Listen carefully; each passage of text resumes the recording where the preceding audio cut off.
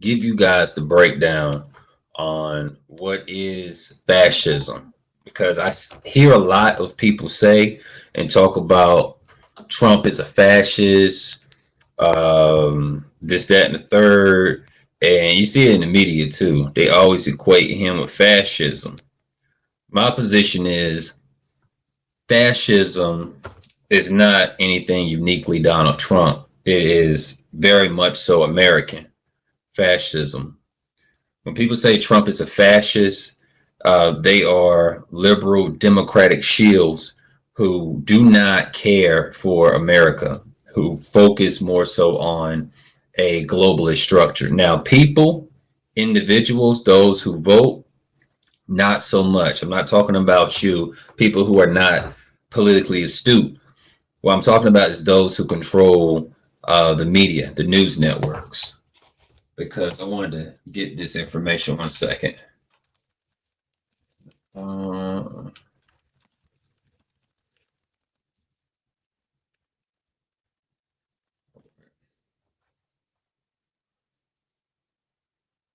so, okay, so they did a survey in 2017. It's 2017. This was during uh, um, Obama's presidency, and it's only gotten worse. So percentages, 60%. What up, Sheik? Peace, Ken. Peace, peace. So 60% of journalists, and this is talking about journalists in this nation, are Democratic or liberal leaners, and yeah, the rest of them is either independent or conservative. So when we say that Donald Trump is a fascist, we're not really understanding what exactly is fascism. So I have a little PowerPoint to go through, show you. These are the 14 defining characteristics of fascism. And you guys let me know what you think. Is this fascism? Is this just uniquely Donald Trump? Or is this just an American thing? This is an American product. Let me see. I can flip this camera. See how it looks up here. So as you see here, and in these 14 defining characteristics of fascism, it talks about powerful and controlling nationalism. Fascism regimes make constant use of patriotic mottos, slogans, symbols, songs, and flags. So again, the patriotic mottos and slogans, that isn't solely fascism, but that's keenly nationalist. Fascism has a lot of nationalistic qualities, but just because someone is a nationalist does not mean that they are a fascist, if that makes any sense. So understand that nationalism is a big component of fascism. You can't really have fascism without nationalism, and I'll go into that later. But just keenly understand that patriotic mottos and slogans is key to this, the nationalism. But people misrepresent and see it as fascism. So understand the Democrat Party is very in tune and smart to keep themselves away from anything that can be seen as fascist, because that is their number one tool to get people to not follow or to believe in the other side, any opposition. So who's this? Oh, what up, Zoe?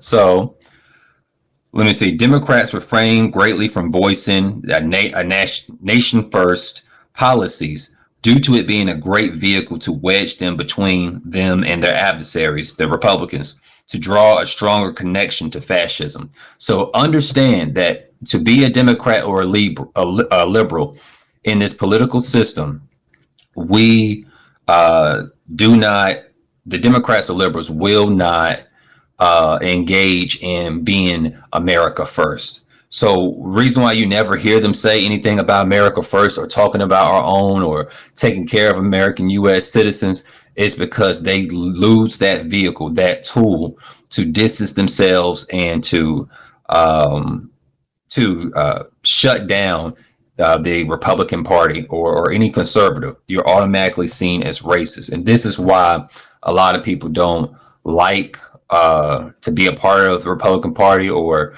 to be associated with liberals on the other side is due to this confusion. So understand that this is a great tool that they use to hurt our people. What's up, Queek Queek? So, they say Donald Trump's a fascist, but Joe Biden was not a fascist when he created three strikes and then locked up black men all throughout the 90s. That was not fascist. Oh, it's not fascist because we asked for it. We asked for something to be done about the crack epidemic, and his solution was to lock up millions of black men and create and expand the prison industrial complex. So Biden, his phrase that people point to, "Make America Great Again," "Make America Great Again," which I'm gonna get into that. What did people say? That was racist. That was, when was America ever great? But what did "Make America Great Again" mean? What did Donald Trump mean when he said it? What did it mean and it resonate in the hearts of the people? We'll get into that. But understand that Biden, his phrase that he used was "build back better." That was one of his phrases. A lot of us remember the "build back better" phrase. But what we don't remember is the phrase of "restore the soul of the nation."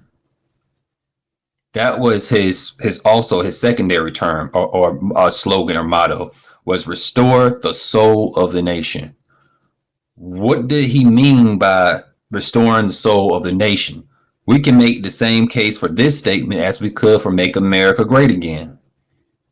That we can make the same case that is equally as fascist and it can be construed as such because of that. Let's take it a step further. Hillary Clinton. Hillary Clinton, when during her campaign against Donald Trump, said that it's time to stick it to the man by voting for a woman.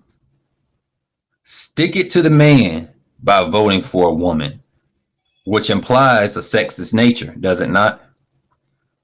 It does it not automatically, by that phrasing, this being their slogan or motto, "stick it to the man by voting for a woman," that does not cause some divide. So when you say that Donald Trump is a fascist, please understand that fascism is a lot deeper than Donald Trump. It is an American product. It's a part of it. Was not American sole product, but it was brought to the shores of America, and it's deeply rooted, embedded in this culture. Understand that. MAGA, when they asked Trump supporters of all backgrounds, what did they mean by MAGA? What did that mean to them? They polled them, and Trump supporters, and this is the order from the highest resignation to the lowest. The highest resignation was for a better economy. That was number one. So majority of people who were Trump supporters, when they were polled, what does "Make America Great Again" means? They said better economy. The second group was stronger borders. The third was lower taxes. The fourth was better international agreements. The fifth was Donald Trump. And six was conservative judges. The seventh was more freedom. And the eighth was anti-immigration. So let me see. I think I don't think I have that up still. Oh, here we go. Here it is. This is the chart that I was just saying. So as you see, right up here, better economy was number one, stronger borders, lower taxes, better international agreements. Donald Trump himself. People thought that was about the Don himself. That was the fifth highest. Conservative judges, more freedom, than anti-immigration. And keep in mind, they played up the anti-immigration and avoided all these other things. Maybe Donald Trump himself, it was all about him. But other than that, they avoided the number one thing that resonate with people was better economy. We are constantly being manipulated and lied to from both sides, but it's a lot more distortion of the truth coming from liberals. They are outright liars. A lot of times we can pick up between the lies of a conservative. People can make the conscious choice, a smart decision, and not rock with them when they're on bullshit, when they have talking points that don't make sense. But when it comes down to the Democrats or the liberals, we don't have that same energy or fight to go against them. So, like I said, also appear symbols, songs, and flags. So, one can make the argument a part of fascist control was fuck Donald Trump. Fuck Donald Trump. My president is black. My Lambo's blue, to push their ideology. So again, remember, fascism is not uniquely Donald Trump. It is something that is ingrained deeply into the fabric of this nation. Moving on to the next slide. A disregard for human rights. Human rights can be ignored because of fear of enemies and the need for security. As a result, people tend to look the other way, approve of torture, approve of long incarcerations or prisoners, and approve of executions and assassinations. This is not unique to Donald Trump. George Bush, Barack Obama, Donald Trump, they all did this to some degree. When I see this, I see nothing but the war on terror. When that resonates with me, I think about the war on terror. When that also resonates with me is Obama when he killed Gaddafi and damn near his whole family in Libya to destabilize Libya and to prevent Africa from rising and to create a slave state, because still to this day, Libyans, because of the fall of their economy, are selling Africans who are trying to cross over and get to Europe for better opportunities and selling them into slavery to Arabian nations, India, whoever wants to buy them. So keep in mind that this, when you talk about Donald Trump putting checking our national born citizenship policies are trying to work to some type of reform due to the fact that it is an issue in our nation. Natural born citizenship has loopholes to where American citizens are not sovereign in our own land. So people have to keep in mind that when you allow the Democrats to manipulate our borders and so forth, it's a cause of concern. Other nations don't have that as an issue. So if anybody deserves any type of pass on this or whatever, it's Donald Trump, because illegal immigrants are not citizens in the United States. These are facts. This is not their land. They don't have U.S. passports, and I ain't talking about thousands of years ago. This, that, and the third. They're from somewhere south of the border. Many of them are not even Mexican. They cross over, and when they get caught, they tell them that they're Mexican, even though they know they're not Mexican, because Mexico is the closest to America. If I'm from Honduras or Guatemala, why the hell do I want to go all the way back there? I'm trying to get back in America. I'm Mexican too. So approval of the executions and assassinations. Was this not the same that happened to Saddam Hussein? Was this not the same that happened to Gaddafi?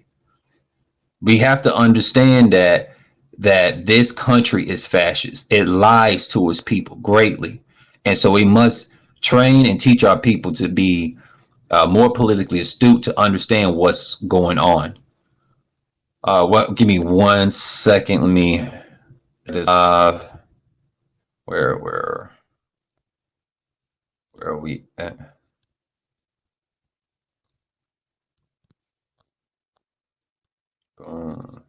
Give me 1 second. Oh, see where you at, love. Get you in here. All right. So, what's up, Blue Blue? So yeah, we're talking about fascism and breaking down what fascism is to people in the United States and how that's not unique to Trump. It's an American product. Moving along from this side, the second slide, third slide we have is the identification of enemies as a unifying cause.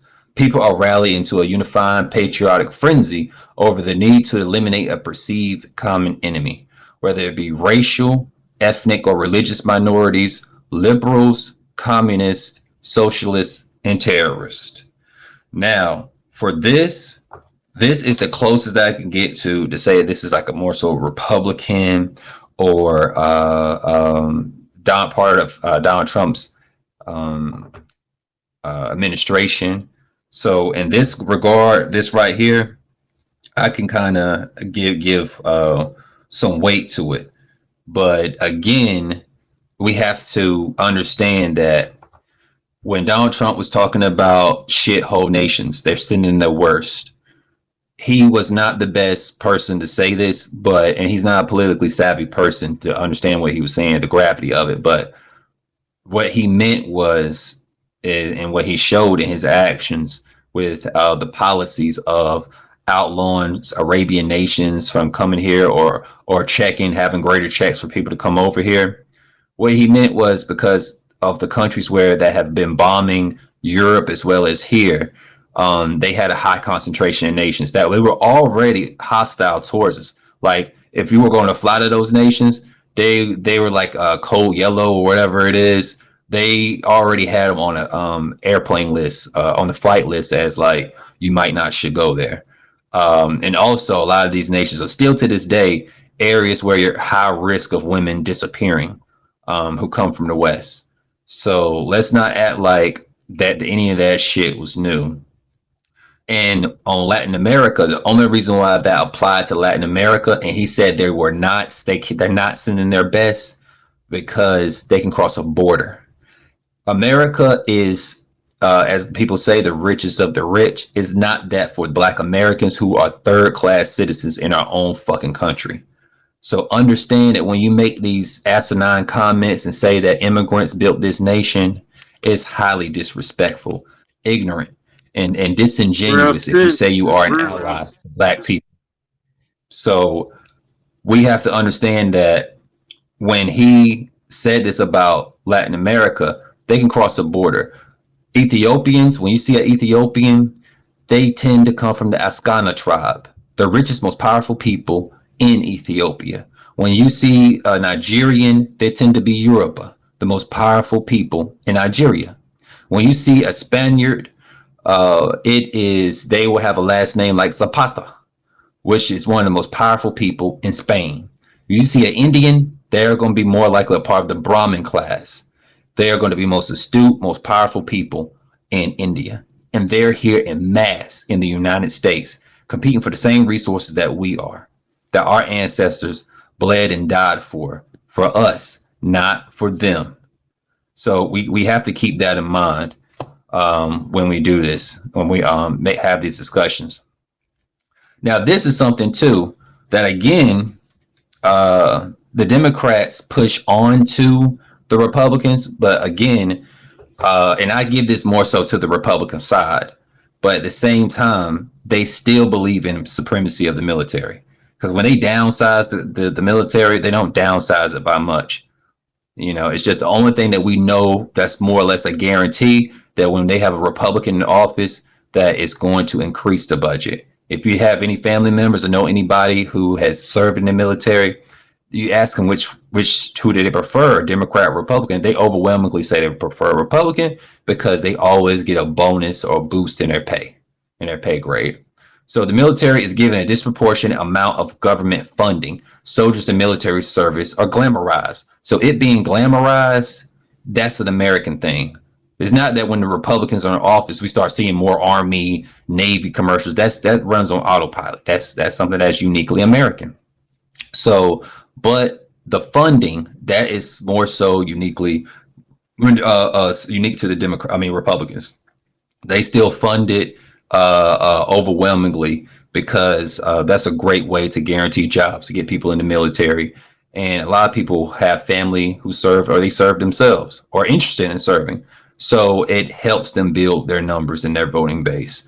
And keep in mind, the Democrats do this as well, but they just don't advertise or push it as much. And then let me see. We have here widespread sexism. The government tends to be almost exclusively male dominated. Traditional gender roles are made more rigid. Divorce, abortion, and homosexuality is suppressed. So none of this is really unique to either side, but if I had to, of course, is definitely the Republican side. And this is honestly something that we didn't really talk about as much during when we think of fascism. We don't think about pushing traditional gender roles as fascist. Now, conservatives do is more with their abortion laws and so forth. So that's why it's more so uniquely them. But at the same time, we never, this was never brought up. This was never brought up. Homosexuality during the Trump administration, I don't remember it. Now, abortion was, divorce wasn't. Traditional gender roles, yes. With the sports and all that. But let's be real. I've talked to even trans women who don't agree with that.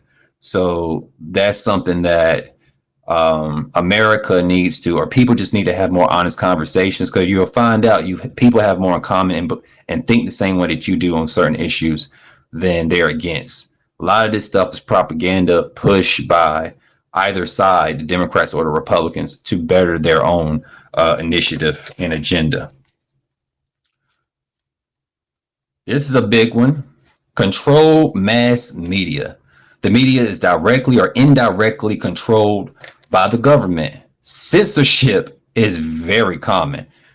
This is big, of course. This is all Democratic. This is all the Democrats right here. All of them. In the media, they censor like hell. Online, they censor. YouTube, the main reason why YouTube got rid of the dislikes is because I knew that Donald Trump was going to be president. And everybody said he wasn't, because every time I saw a Hillary Clinton video, it had like at most 100,000 views. But Donald Trump's videos were all in the millions. The likes were crazy. The dislikes were crazy. But it was the views. He had so much attention, but he had overwhelmingly more support. And you see here the Nazi burning of books. Now, that's something that the Republicans are countering with when it comes to CRT and what they call woke culture, and revising and changing the books to keep Black people from being woke. That's unique to us, and the nation don't really give a damn about it, but that's unique to us. But overall censorship is and power in media is overwhelmingly liberal. ESPN is owned by Disney. A lot of things and conglomerates are owned by Disney. I meant to try to pull it up, but you can look it up yourselves. There's a chart and it shows are all the media networks, who owns them, and they all go back to like 5 or 6 families that are Jewish. So, and this is all media. Then the conservative media, Fox News, has heavy ties in Saudi Arabia. A lot of people don't know that, which is very weird to some people. But if you know about the politics and how Arabia works, with Iran being the main enemy to Saudi Arabia as well as Israel, you kind of understand how Israel and Saudi Arabia are in bed together and why they both collectively fund Fox News. So again, it's bigger than what's over here. Like, you have to look at outside sources of who they're funding to keep this shit going the way it's going. But this is on both sides, but the Democrats have way more power in that respect. And it shows. Look at what you post online. Look at this app. This app is heavily liberal, but I can't even put cracker. Just a regular cracker, like, hey, can you give me some Ritz crackers? It won't pop up. It'll tell me I'm sending an inappropriate message. Just the word cracker. I didn't put no slang on it or nothing. ER. And it will not post it on Bigo. So Obsession with national security. Fear is used as a motivational tool by the government over masses. So that's something that I would say is more so Republican. Obsession with the national security, which, when it comes down to the border, that's a real issue. If you ever seen or talked to anybody who lives on the border, knows people on the border, that's a big ass issue. And a lot of people die, a lot of people go missing around the border.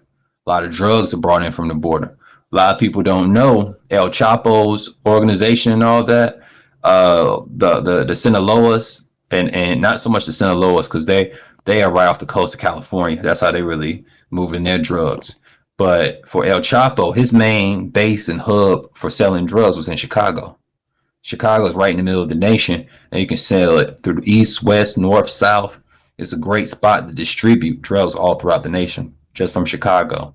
So we have to understand that we do have a national security issue. Just because it's not your damn doorstep and you don't live at the border and you don't live in a sanctuary city like DC or Baltimore, for people who live in those areas, you know it's an issue. And matter of fact, PG County, they made it to where illegal immigrants, or they were working on, I believe it passed, but they were working diligently to make it to where illegal immigrants have the right to vote. That's a uniquely American thing. If people want to say that you must vote because your ancestors died for it, well, nigga, shouldn't we fight against those who didn't put any fucking anything on the table, no blood, no sweat or tears for this? Shouldn't we be trying to fight against that? So the same people who say, we need to protect the illegals and do more for them are allowing them to disrespect our ancestors and giving them the ability to vote and affect policies and change to ultimately enable and empower themselves over the American people.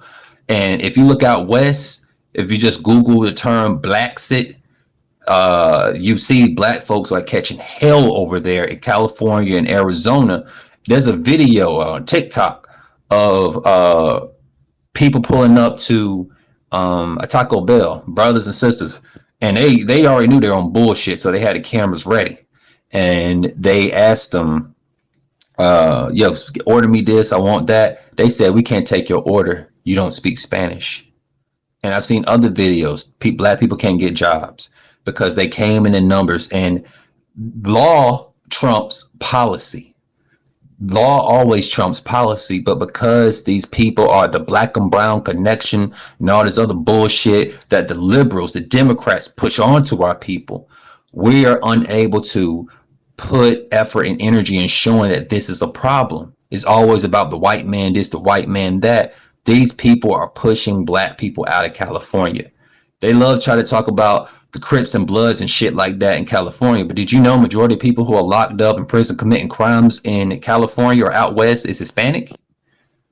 Did you know that they're not black? We're not over there in big enough numbers to commit enough crime compared to them people.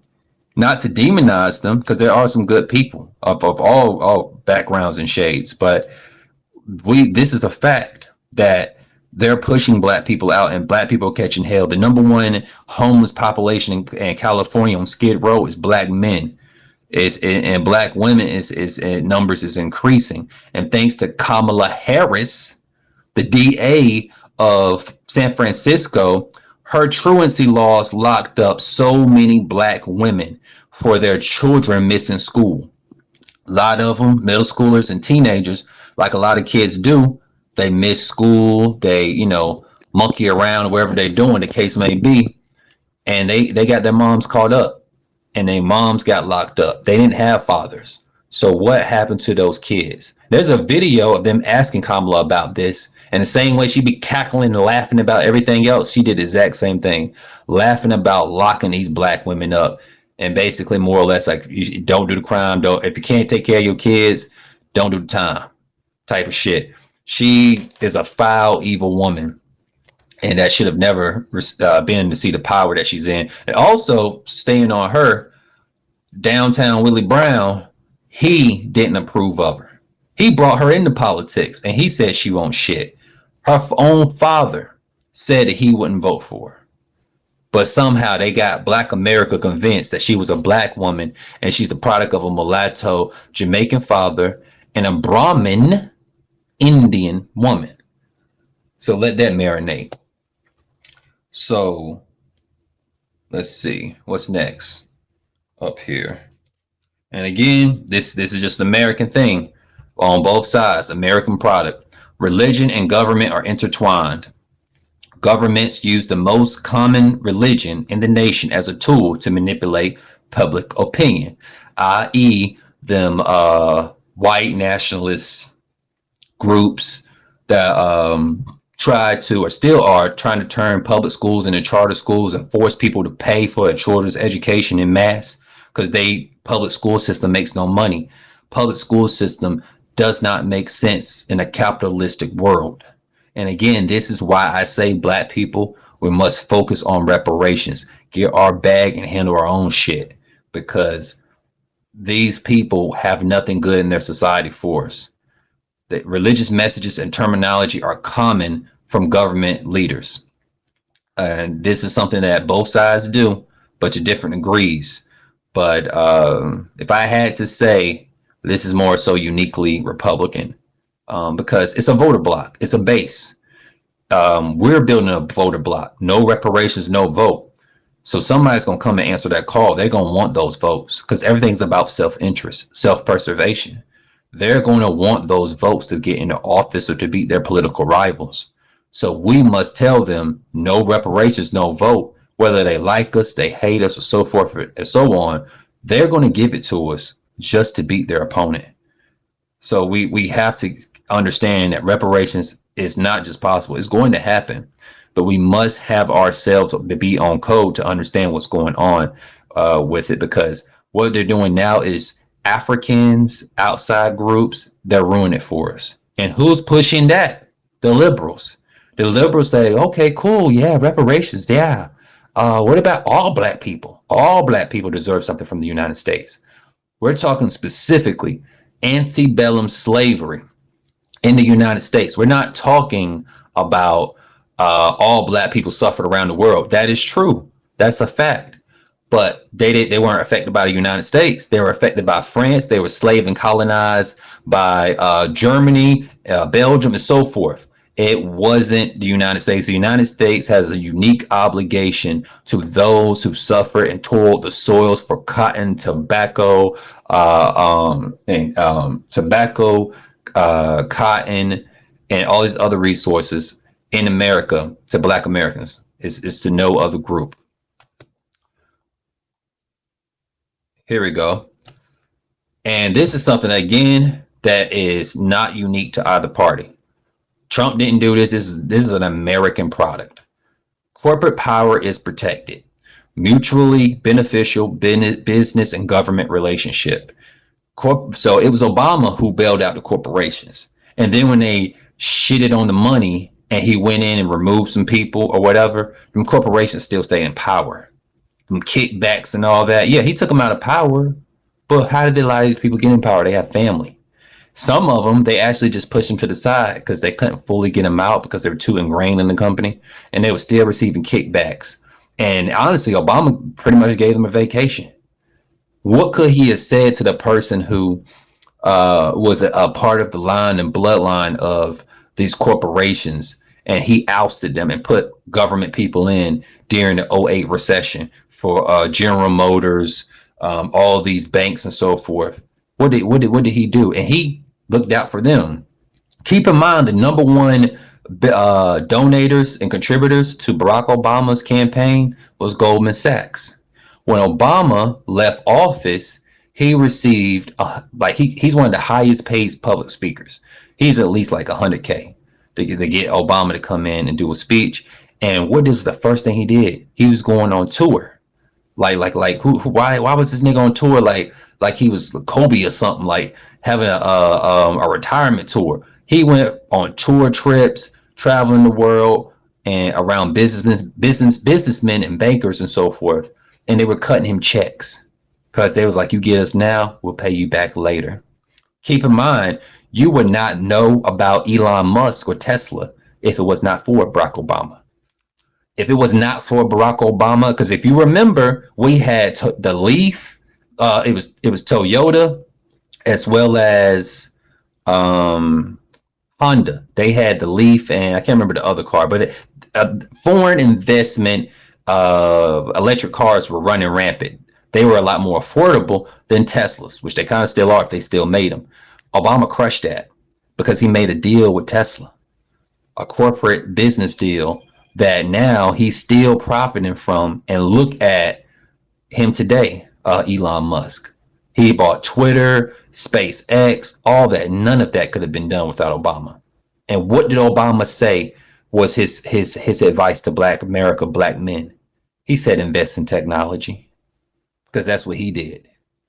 And but there's a quote here from Mussolini. He said fascism should more properly be called corporatism because it's the merger of state and corporate power. Everybody keeps talking about the separation of church and state. They need to worry about the merger of the state and corporate power, which is this is big. Mussolini said that it's all about corporatism, corporatizing everything. Look at the power of Amazon. Amazon runs rampant. Jeff Bezos pays no taxes. Amazon indirectly owns the postal service because if you remember, the postal service workers prior to Amazon giving them their contract, because FedEx, or no, it was FedEx or UPS who had the contracts before, and because Amazon's business was growing so much, they grew bigger than they could hold the contract. So they made the deal with the United States Postal Service to, because the mailman goes by everybody's house. He delivers damn near every day. And if it was not for Amazon, because now the mailman comes every day now. In most areas of the country, the mailman's every day. They're 7 days a week now because of Amazon. On your Amazon packages, it says leave at the door. That's not for you. That's not for somebody walking by. You might see the package and not know that's an Amazon package or what Amazon is. And hey, I'm just going to leave this right here at the door. Don't touch it. It's for somebody. No, that's to remind them that they will lose their job if they bring them trucks back with Amazon on them boxes.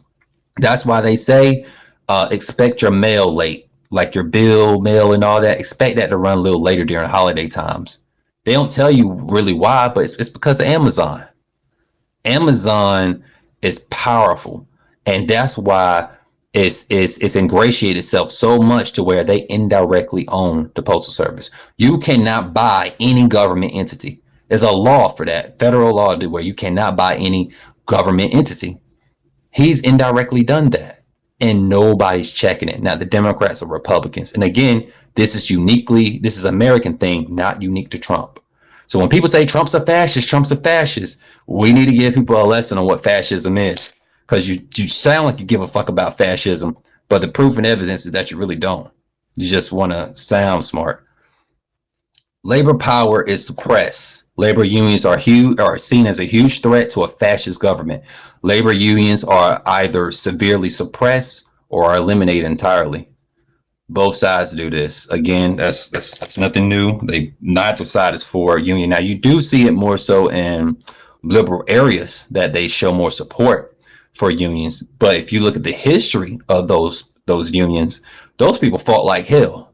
They caused mad hell. They were threatened. Some people's lives were threatened. UPS is one of them themselves. UPS workers make bank. Frito-Lay workers, they make bank. Pepsi workers make bank. Why? It's because they fought like hell, and now they're getting a piece of the pie, but it's only through fighting. But they had to fight both sides. Also, right here, I'm almost towards the end. Disrespect for intellectuals and the arts. Open hostility to higher education. Professors and other academics are censored or even arrested. Free expression in the arts and writing is openly attacked. So again, this falls on both sides of the spectrum. When we talk about open hostility towards higher education, that falls with the CRT, teaching about true Black history, teaching about the experiences of the LGBT, so that when we see them in the streets, we're not all just calling them freaks and have all these weird assumptions about them. They educate the public about all people's experiences, so we tolerate and understand each other, and we're not looking crazy at each other when we see each other in the streets. So professors and other academics are censored or even arrested. Republicans nowadays are doing that more so. So yes, they are a part of that. And free expression in the arts and writing is openly attacked. That's big for the Democrats. Very big. What up, Rod? That's big for the Democrats. Very big. You see again all through online. Your videos will be taken down, and it's gotten to such a point and degree that if you have a video, a lot of people save through Google Drive. So you might want to switch up if you're saving classified videos. You see something online, and it's very easy. Save it to Google Drive. You want to back it up with somewhere else because they've been showing that Google, because it's all Google, YouTube, all that's tied with the government. And with all the recent layoffs in tech, look into who will replace them, who replaced those people. Majority of the people who replaced those people in high positions, they were FBI. That's open. That's facts. You can Google that. They said majority of those positions were filled by people who were in the FBI and CIA. So all the intelligence, watching people and whatnot, censorship is only going to strengthen because now they have direct access to those companies. They had access before, but now because of the supply chains and the downsizing of Facebook and all that, they read up with government employees because it's cheaper to hire a government employee who has some knowledge in this degree, but they have a really good job and position with the government. Is they're cheaper than to hire an actual genius who can work and build computers and all that. Those people cost more. They're way higher. That's why government jobs they pay really well, but if you look at the skill set for people in IT, it's not as high as if Google or Facebook wants you. Google or Facebook wants you, you better be on your shit. But you can sneak in with the federal government and make good money in IT, and just be average. Here we go. An obsession with crime and punishment. Local police are given almost limitless power to enforce laws. People are often willing to overlook police abuses in the name of patriotism. Often a national police force with virtually unlimited power. So again, how is this unique to Donald Trump? Local police are given a limitless power. So last time I checked, Trayvon Martin was killed under Obama's watch. And what was Obama's answer to this? We need to give them cameras so we can actually see this in 4K, not just get them caught. Because when they catch them with them and put them on trial, they still get off. People now, it's business. If they can get the footage of something like Ahmaud Arbery with them walking over his body when the police get there, that stuff like that is big money, big business. The same as it was big business when they killed Nat Turner and our ancestors, and they hung up black women upside down and split their stomachs open and let the baby fall out and then butcher the baby and the parts and sell them. It's big business. So we have to understand that none of this, none of this is unique to America. This is all it falls on both sides of the spectrum. So a national police force with virtually unlimited power. Keep in mind, it was the Democrats who pushed for national guards to be around all around DC. I remember seeing this like it was yesterday. I have some video footage of myself riding around on my wheel showing the police, the National Guard, and everything was militarized. And it still is till this day. And keep in mind, when they brought in this militarization, it never left. You go to DC today, you can't walk up on the White House. You can't do any of that, all because of the police state. This is what we are. This is what we have. And right here, hey, we are doing a lesson on America is fascist and it's not just Trump. A lot of people think it's just Donald Trump. No, this is an American thing. Doing. Give us a second. Give us a second, friends and associates appoint each other to government positions. Officials use governmental power and authority to protect their friends from accountability. All these people do that. We already understand the cronyism in America. We already understand this. Wait, 1 second. Hey, we having a lesson. Um, so we understand that Hunter Biden is a part of um, Biden's family, and you see how the coke, all the stuff that's coming out, all the buying hookers and shit, that all that shit has been coming out. You can actually buy a book now, all pictures, all the emails and all that on Hunter Biden. And now, sure, Donald Trump, he brought in his whole damn family. It was a family affair. That is true. But keep in mind that that's not unique at all. Because to me, the biggest betrayal of America is knowing the fact that we went from George Bush and thinking we were getting away from him in the war on terror, and then we went to uh, his cousin Barack Obama. So all this again, this is an American product. This is not a Donald Trump product. Now this right here falls on both sides, but recently this is a Democrat thing. Elections are often a complete sham. Elections may be manipulated by smear campaigns, manipulation of the media to control elections, occasional assassination of opposition candidates. Now, the Democrats had all these checkpoints in the past election. Elections are a complete sham. I remember watching the ticker for the election. Biden had 1 million votes come in consecutively. How is that possible? Now understand, I would say and accept, okay, you had an entire library, an entire district that voted for Biden. I believe it's unlikely, but I say it happened. I'll say it happened. Then you say elections may be manipulated by smear campaigns. Um, Donald Trump had a whole smear campaign as soon as he got into office. Everybody was against him and so forth. Because first they said he wasn't going to win. There was no chance he was going to win. And then when he won, that's when all these campaigns came out. He was a racist, this, that, and the third came out. Manipulation of the media to control elections. Again, majority of media, it says 60% liberal Democrats or left leaning, and 40% is left to conservatives and independents. So let's say 15% is independent, the rest is conservative. That's how the cookie crumbles. An occasional assassination of opposition candidates. Trump was impeached for potentially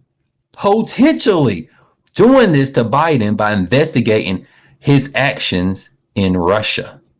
What was his involvement in trying to what was he doing in Russia, along with his family, Hunter Biden, which came to light that he was on bullshit, that he was someone who couldn't be trusted and was a damn cokehead. And what's going on right now with Donald Trump?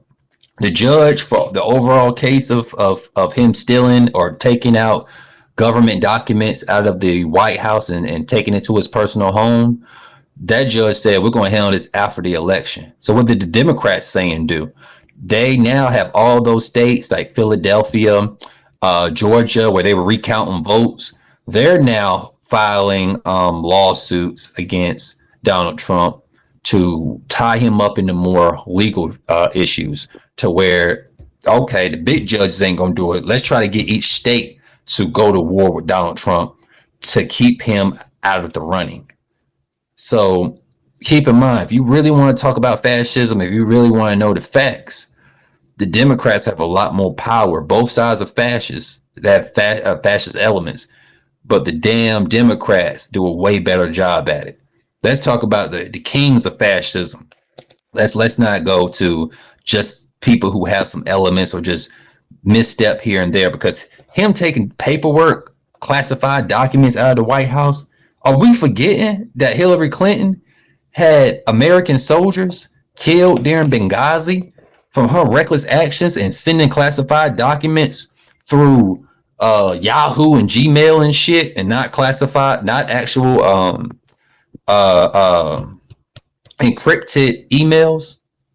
Are we going to forget about that?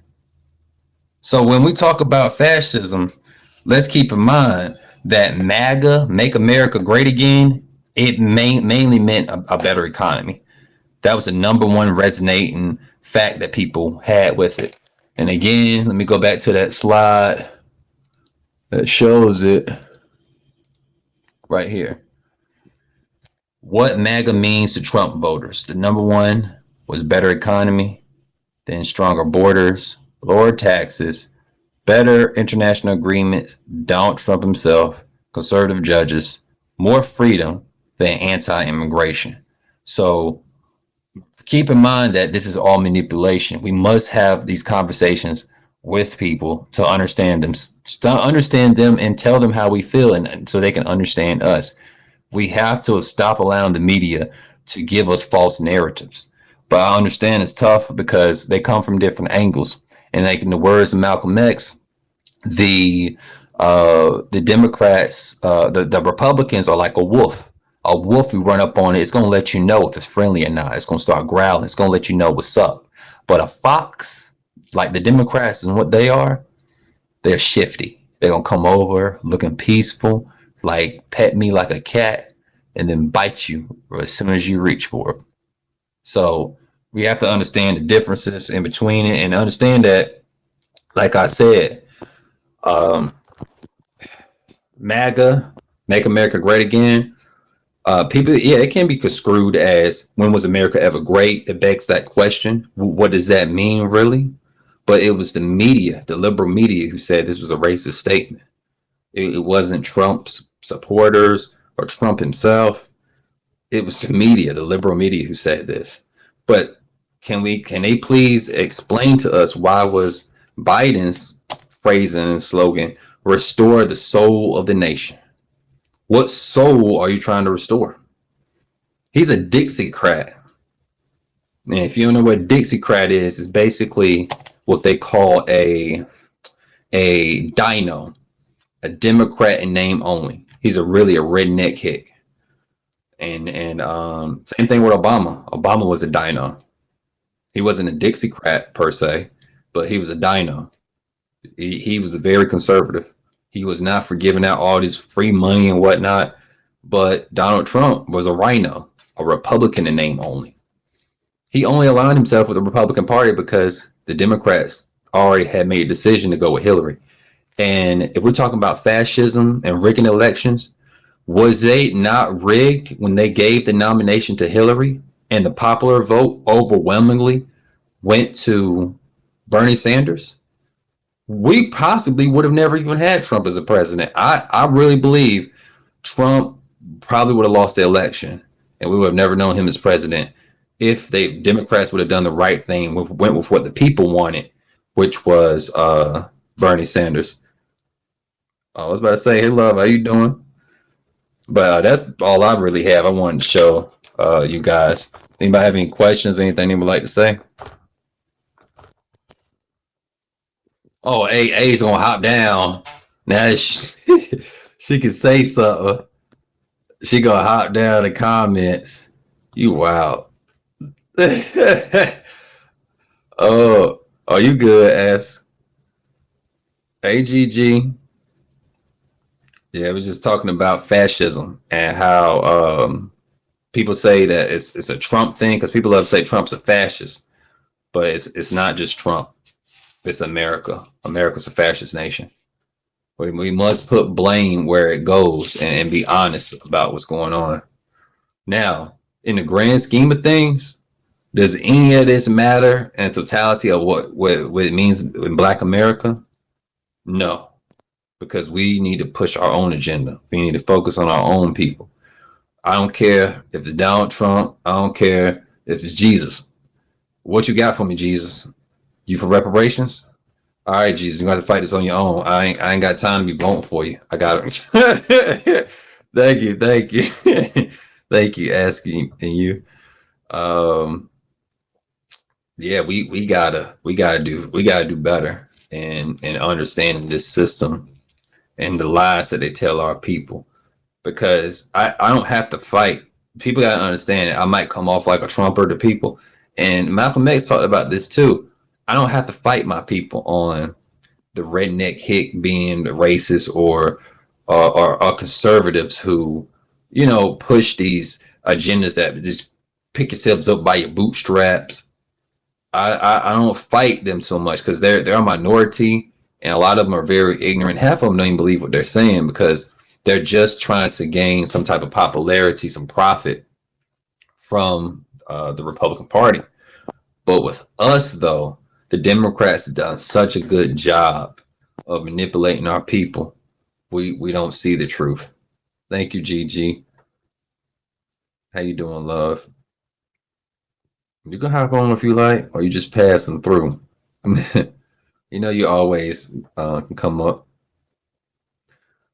But yeah, our people have to do a better job. I want to do a lesson in the next. I don't know. They probably won't be the next lesson, but it will be on globalism and analyzing the Democrats, and so people understand. Um, is being Thought Friday. I bet. um, Understand what liberals are globalists because it's very easy for black people to understand white nationalism because it's right there in our faces. We know all about the harms of white Jesus, but globalism and playing on our laurels of justice and freedom because we're the number one people in the world, black people, African people. We are the number one people in the world to fight for those things: freedom, justice, equality. That's in our DNA. If you look at religious tolerance, and she could definitely go into this and explain that we've always been like that. Um, Even in Islam, you see Saudi Arabia and all these other areas where they practice Islam, they were highly intolerant.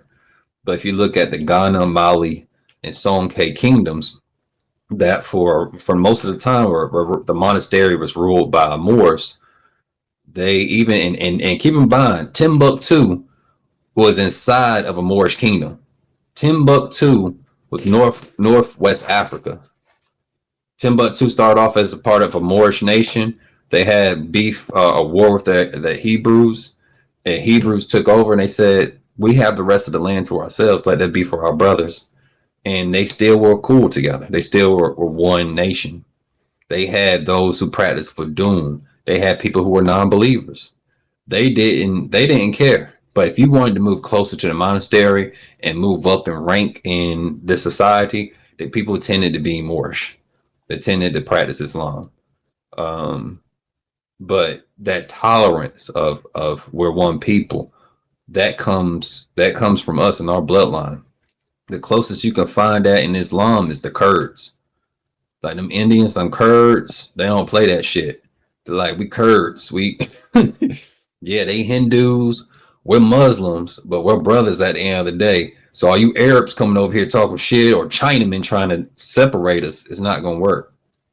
So we have to have that same mentality when we in regards to our people. We can't allow outsiders to make us distance ourselves from our brothers and sisters, regardless of their religion, sexuality, whatever. We must fight together to better our people. But the globalists or liberals, they play on the sentiments of justice, and we have to understand that that's the number one way they're gonna always come at us. They're always gonna come at us. If you look at their phrasing, what was Obama's? Hope. That picture that he did, I have a friend who met the artist who designed that. That man's making bank.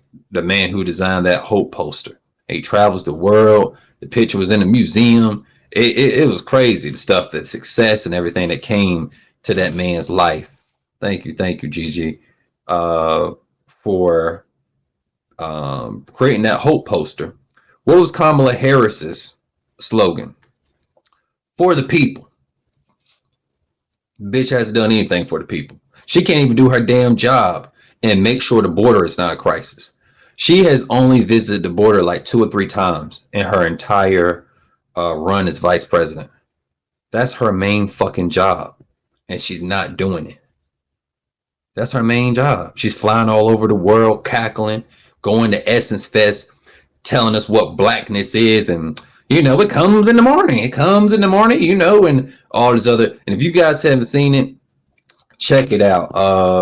Let me see. I'll pull it up here, but I don't want to have to slow it down. But she was saying some crazy shit that it didn't resonate at all. She was uneasy. She's uneasy around black people. So how can you be that uneasy around black people and say you're a black person? You see? So that was her slogan. Then you had Cory Booker. I met Cory Booker. I've met Cory Booker at Whole Foods. I didn't know it was him at first because he's tall and he had a bald head.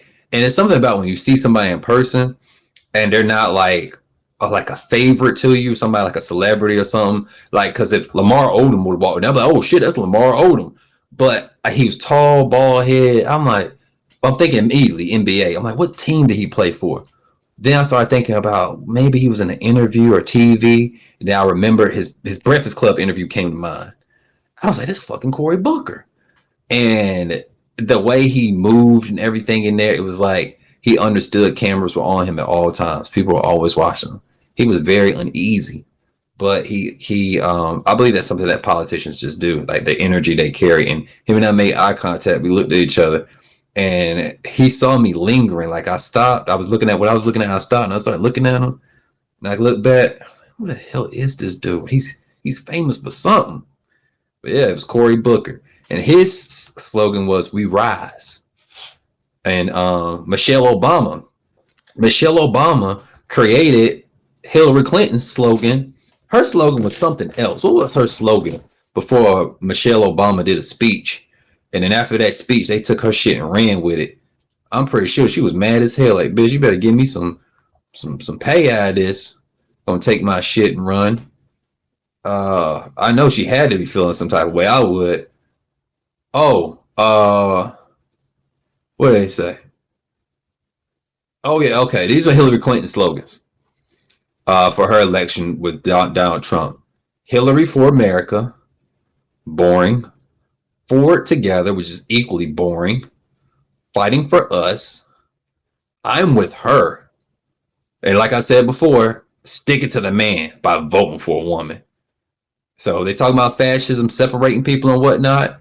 How is that not trigger a gender war divide if your slogan is stick it to the man by voting for a woman?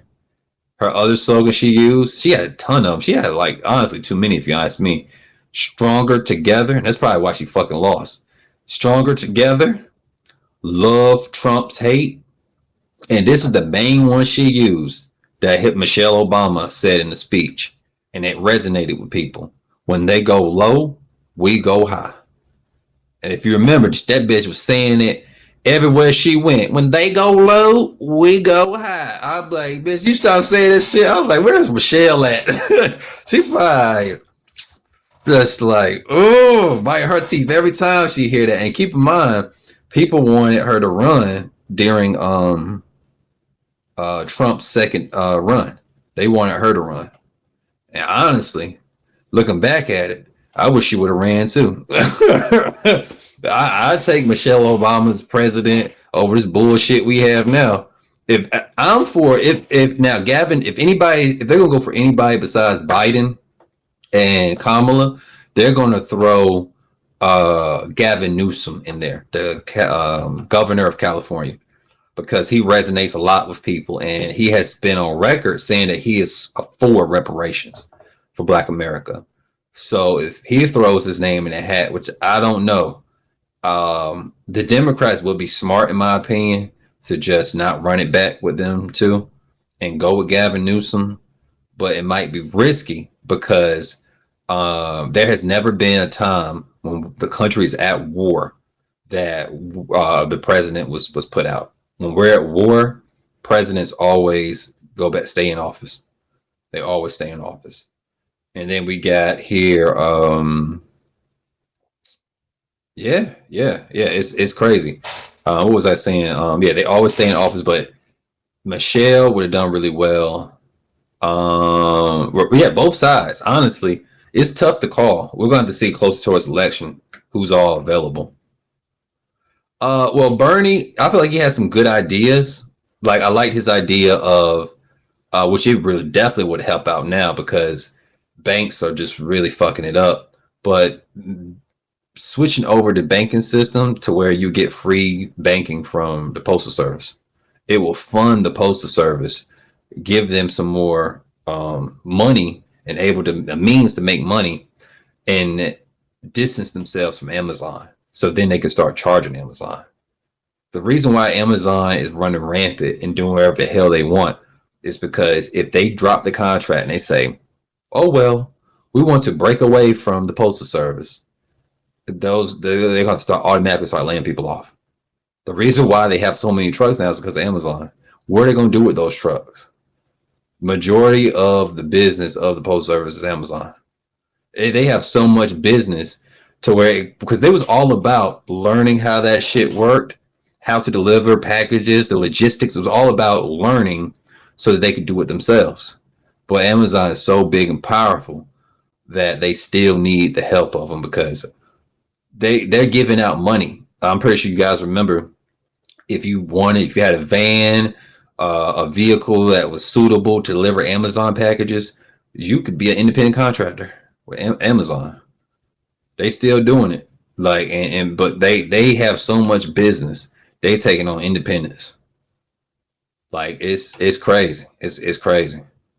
What they have going on. But Bernie, he has some good ideas. I just didn't like that he wasn't for reparations and he's Jewish. How you gonna tell us you a damn liberal Jew who benefit from reparations to tell us black Americans we don't deserve reparations or you feel like it's problematic? You have a whole state country called Israel built off of reparations that they still receiving to this day. Yeah, I didn't like that about him. He rubbed me the wrong way. And I'm kind of surprised people didn't check him on that like that. They just love the fact that he was such a cool guy. He was clicked up with Martin Luther King. He was going to jail back in the day that they weren't paying attention. His slogans was "Feel the burn" and "The future to believe in." So yeah, I like Bernie, but I feel like he would have been more open though. If black people would have been more on code. Yeah, I like that too. Free education, yeah, healthcare too. Changing the healthcare system. And that's another video too. Understanding what universal healthcare is. Let me write that down because people have these misconceptions about it. But they universal healthcare is very smart, and they do this on purpose to keep us out of the loop as American citizens. And a lot of conservatives say stupid shit like we have better doctors and it's all because we all pay for it. That's stupid shit. Did you know we're one of the few countries that pay waiters? Waiters in other countries have to get paid wages. It's crazy as hell to pay your waiter. When you give a tip to a waiter in the UK, they give it right back to you because it's disrespectful. Like I work for my money, I get paid. But because they have taught us that you have to pay for everything, and okay, I pay for everything, get taxed on everything, and the companies get away. They run ramshot. They get away scot free, taking up all this money. And how they get away with it? They say we're creating more jobs. We're taking all this money to create more jobs. And yeah, and presidents they are okay with it because that goes up in their ratings. Oh, I created more jobs. Look how many jobs are available this month. Obama had a lot of available jobs, but guess what? A lot of them were low end jobs. They were gig jobs. During Obama's presidency, that's when we started seeing Uber, DoorDash, and all that shit popping up. Oh, Obama's creating jobs. No, that's gig. That was gig work.